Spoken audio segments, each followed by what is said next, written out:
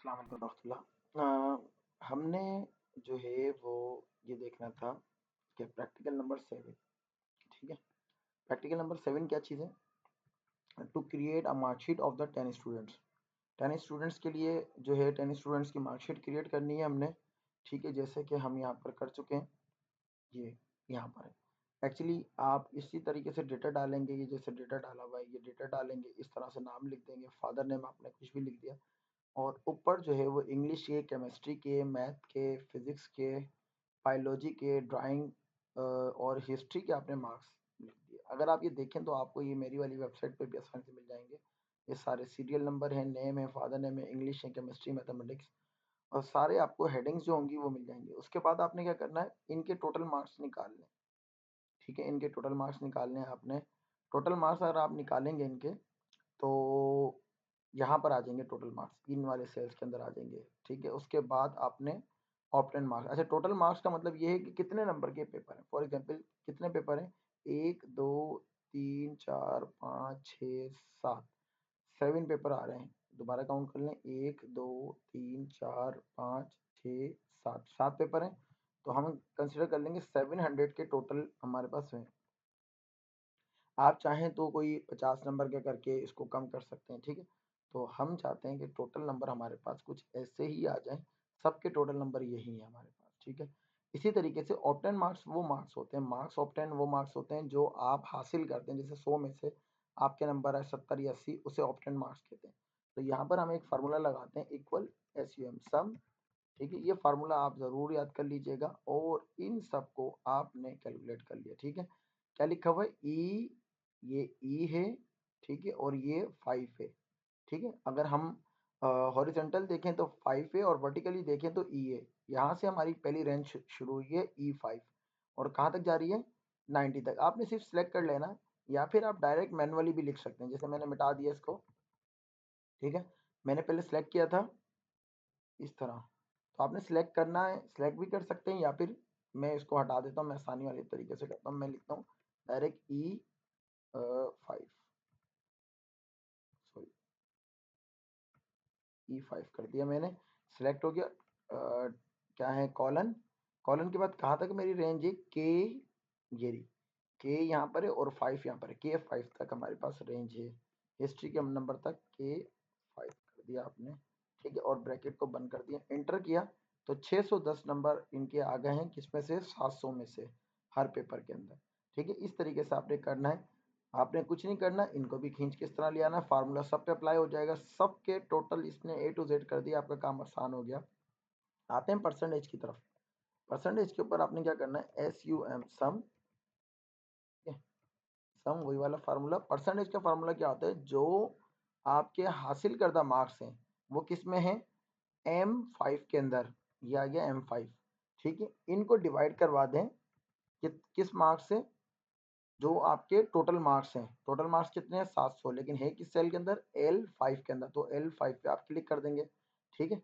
और मल्टीप्लाई करवा दें आप इसको, सॉरी, मल्टीप्लाई करवा दें आप इसको 100 से। परसेंटेज का formula, obtain marks divided by total marks and multiply by 100, आपने इसको कर दिया, तो ये 87 परसेंटेज बन रही है। अगर फार्मूला ना समझ में आया तो यहाँ से भी देख सकते हैं, लिखा हुआ है M5 divided by L5 multiply by 100, ठीक है जनाब। इस तरीके से आपने इसको सॉल्व कर देना है। ये आपका प्रैक्टिकल नंबर हम 7 कंटिन्यू कर रहे हैं। अब बात आती है यहाँ पर कि किस पेपर में मिनिमम नंबर लिए हैं और किस पेपर में मैक्सिमम नंबर लिए हैं। ये बड़ा इंपॉर्टेंट है, ठीक है। एक आपको कुछ नया सीखने को मिलेगा इसके अंदर। हम क्या करते हैं, इसका एक बना बनाया फंक्शन है मिनिमम का, हम उसको ओपन करते हैं, MIN लिखते हैं, और इसी तरह ब्रैकेट ओपन किया, और इन लिस्ट को हमने सेलेक्ट कर लिया, यहाँ तक हमने सेलेक्ट कर लिया, ठीक है, यहाँ तक। अब इसके अंदर जो कम नंबर हैं वो ये खुद निकाल के हमें दे देगा। अगर मैं इसको ब्रैकेट को बंद कर दूं, सॉरी, कहाँ है ब्रैकेट,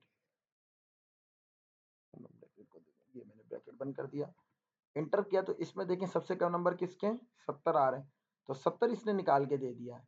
मिनिमम का फार्मूला यहाँ से देख लीजिएगा, MIN लिखा हुआ है हमने, ठीक है। इक्वल का साइन लगाना ज़रूरी है, इसके बगैर काम नहीं चलेगा। ये देखें किसी के 50 नंबर मिनिमम है, ये आपको पता लग गया कि इस पेपर में सबसे कम नंबर ये आए हैं, फिर बात करते हैं हम मैक्स की, मैक्सिमम फंक्शन इक्वल, यानी ज्यादा से ज्यादा नंबर कितने किस में आए हुए हैं आपके, ठीक है। तो आप जो है इसको फिर दोबारा सिलेक्ट कर लें, ठीक है। उन्हीं नंबरों को इंग्लिश से लेके हिस्ट्री तक के नंबर को सिलेक्ट कर लिया, फिर आपने इसके ब्रैकेट बंद किया और इंटर कर दिया। ज़्यादा से ज़्यादा नंबर इसमें 90 आए हुए हैं, ठीक है। तो हाईएस्ट मार्क्स जो है वो 90 है। तो इसने किसी के देखिए इसमें 99 आए हुए, कहीं 99 दिए होंगे मैंने, ये देखें ये 99 आए हैं, तो हाईएस्ट मार्क्स इसमें 99। आप देख सकते हैं ना किस पेपर में आपके, यानी कि हाईएस्ट मार्क्स ज़्यादा ज़्यादा कितने हैं और कम से कम कितने हैं, ठीक है। इसी तरीके फिर एवरेज निकाल सकते हैं हम। एवरेज का भी फार्मूला है इक्वल ए बी, ठीक है, आर ए जी, एवरेज, और आपने ब्रैकेट ओपन किया। सेम इसका एवरेज क्या चीज़ होती है, अगर मैं एवरेज बता देता हूँ आपको, ठीक है। पहले मैं निकाल देता हूँ एवरेज। एवरेज ये है कि एक दरमियाने लेवल की जो परसेंटेज इसने निकाली है वही आपकी एवरेज बन गई इत्तेफाकन, ठीक है। एवरेज ये होती है कि अगर मैं ये डिसाइड करूं कि हर पेपर में कितने नंबर लिए हैं इन्होंने, ठीक है, किसी में 70 लिए किसी 90 लिए, तो मैं बोलूँ एवरेज मार्क्स क्या है आपके, तो आप सबको प्लस कर देंगे, इन सबको एवरेज, और डिवाइडेड बाय 7 से डिवाइड कर देंगे, तो आपके कुछ इस तरह के मार्क्स बनेंगे, ठीक है। तो ये आपका एवरेज होता है। एवरेज होता है ना जैसे काउंट किया जाता है कि भाई इतने मार्क्स हैं आपके, ठीक है। एवरेज मार्क्स तकरीबन परसेंटेज के लगभग होते हैं आपके, ठीक है।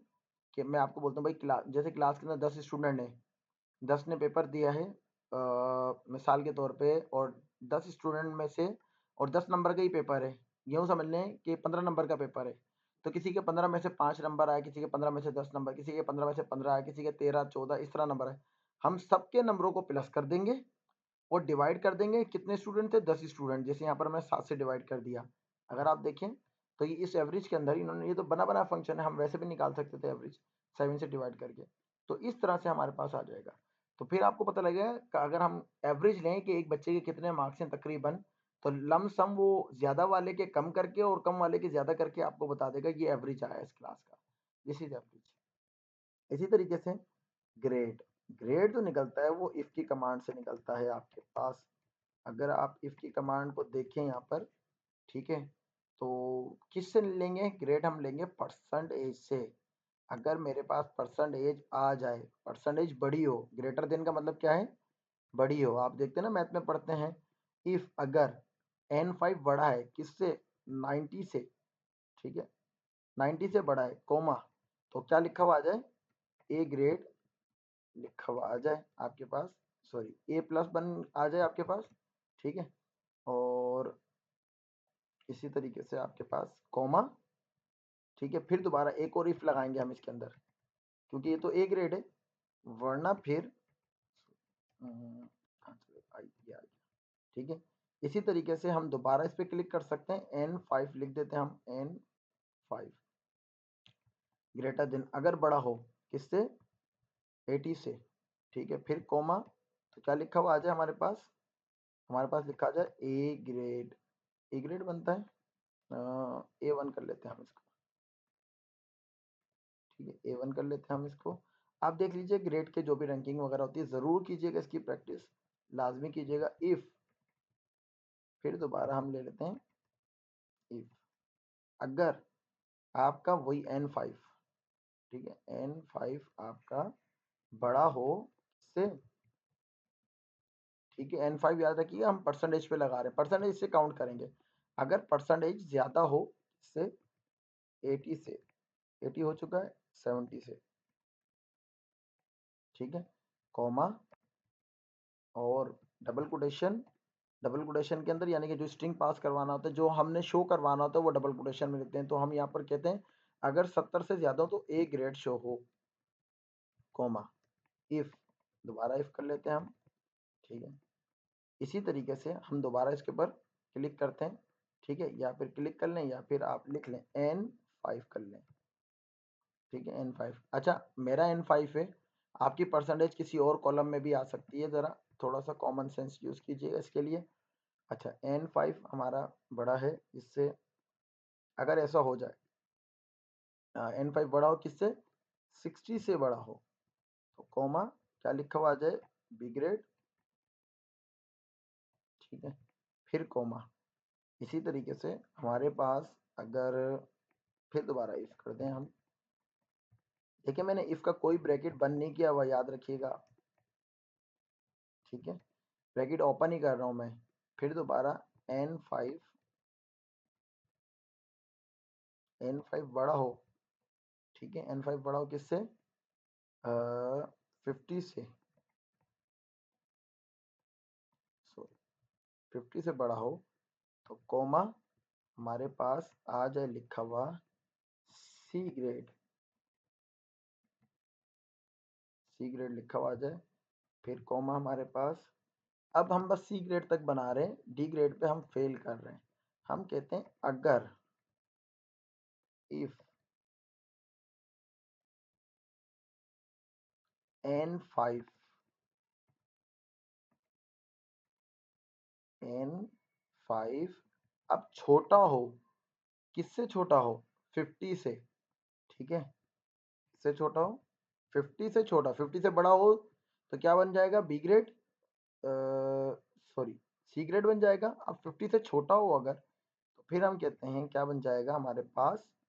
अगर बात समझ में नहीं आए तो रिपीट कर लीजिएगा, वीडियो मैंने बड़ी तफसील से समझाई है, आपको आसानी से ये समझ में आ जाएगी। तो हम कहते हैं भाई अब वो हो जाए फेल हमारे पास,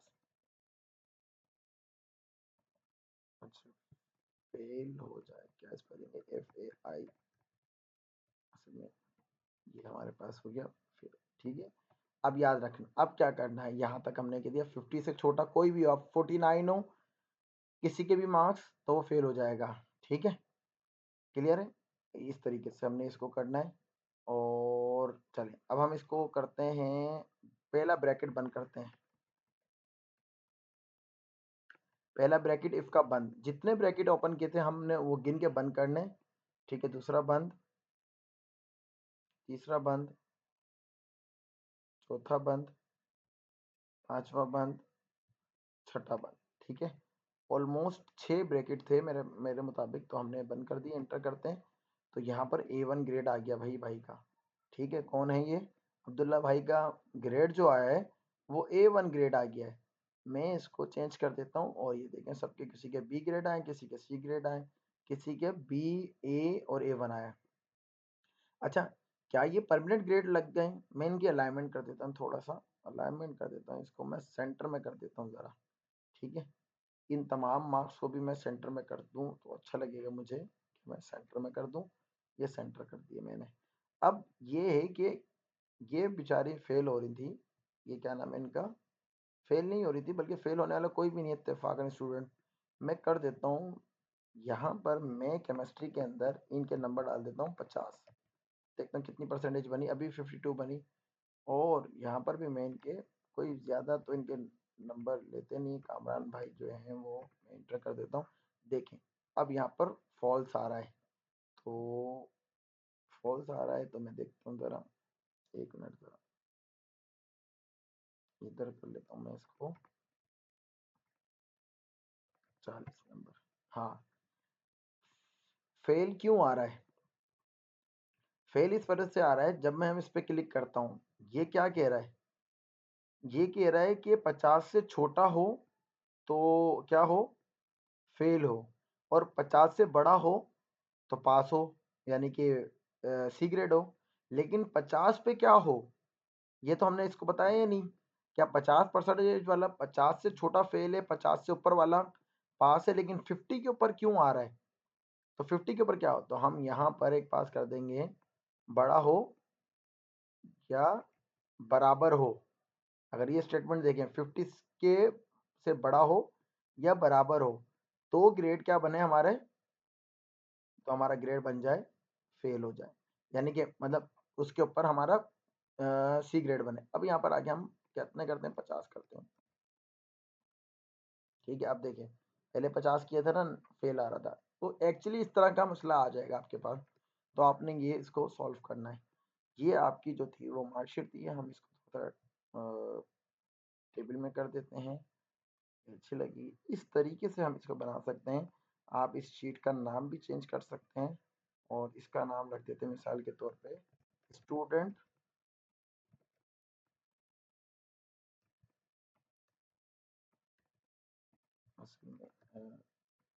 STD 9th क्लास रख देते हैं हम इसके नाम, ठीक है,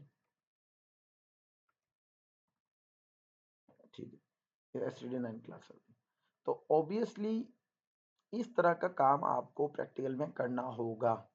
मैंने पूरी कोशिश की है कि मैंने आपको इस तरह से समझाऊँ, टाइम ना ज़्यादा, वीडियो ज़्यादा लंबी ना हो, इस वजह से कुछ डेटा मैंने पहले लिख लिया था। आप चाहें तो मेरी वीडियो को स्टॉप करके आप पहले डेटा लिख लें और फिर उसी तरीके से फिर आप फार्मूले बहुत इंपॉर्टेंट है। ये बड़ा ज़बरदस्त प्रोग्राम है, इसके अंदर आपको मिनिमम का सम का फंक्शन बता दिया, यानी टोटल करने का, परसेंटेज निकालने का, मिनिमम का, मैक्सिमम का, एवरेज, ग्रेड, ऑलमोस्ट यूँ तो लगता है कि जैसे आधे से ज़्यादा एक्सेल इसने कवर कर दिया है, ठीक है। तो होपफुली इसको अच्छी तरीके से आप इसको समझें, ठीक है। कोई भी मसला हो, कोई काम ना समझ में आ रहा तो मुझे कमेंट्स में ज़रूर कीजिएगा। वीडियो अच्छी लगी हो तो तारीफ़ कीजिएगा, ठीक है। बहुत शुक्रिया। इंशाल्लाह इसका जो प्रैक्टिकल नंबर 8 है, जो इलेक्ट्रिसिटी बिल है, वो मैं आपको नेक्स्ट ट्यूटोरियल के अंदर